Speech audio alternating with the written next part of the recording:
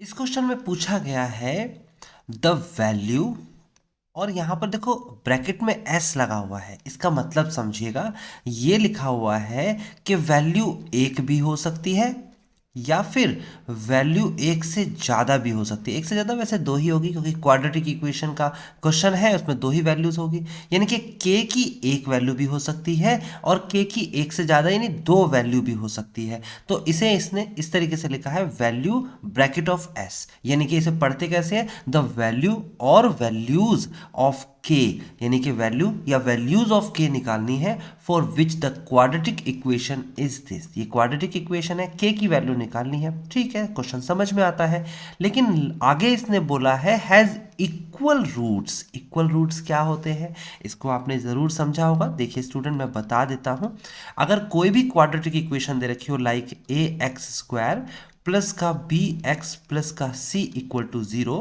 तो सबसे पहले आप इसमें निकालते हैं डिस्क्रिमिनेशन, जिसे हम डी से रिप्रेजेंट करते हैं। सही है ना। इसे हम क्या लिखेंगे, लिखेंगे b square minus 4ac। This is the rule, बहुत सिंपल सा रूल है,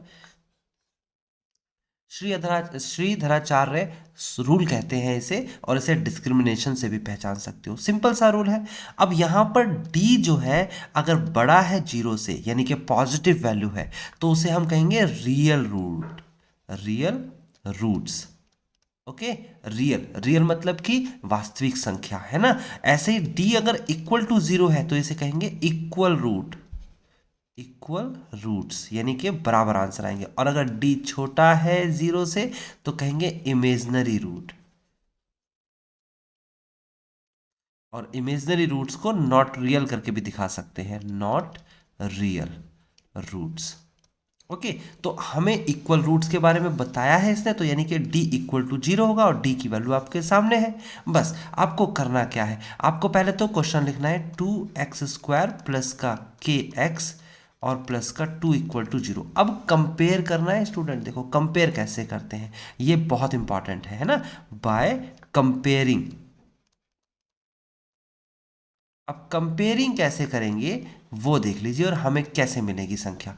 तो एक्स स्क्वायर के साथ में जो लिखा हुआ है उसे कॉफिशिएंट ऑफ एक्स स्क्वायर कहते हैं। क्या लिखा है हमारे इस क्वाड्रेटिक इक्वेशन में, जनरल क्वाड्रेटिक इक्वेशन में ए लिखा हुआ है, और हमारे क्वेश्चन में एक्स स्क्वायर के साथ क्या लिखा हुआ है, 2 लिखा हुआ है, तो दोनों बराबर है। फिर x का कॉफिशिएंट क्या लिखा हुआ है, b लिखा हुआ है। यहाँ x का कॉफिशिएंट क्या लिखा हुआ है, k लिखा हुआ है, ये दोनों बराबर है। फिर कांस्टेंट टर्म में यहाँ c लिखा है और हमारे पास कांस्टेंट टर्म में 2 लिखा हुआ है। फॉर्मूले के अकॉर्डिंग चलेंगे, लिखेंगे इन इक्वल रूट्स, इन इक्वल रूट्स क्या लिखेंगे, d इज इक्वल टू 0।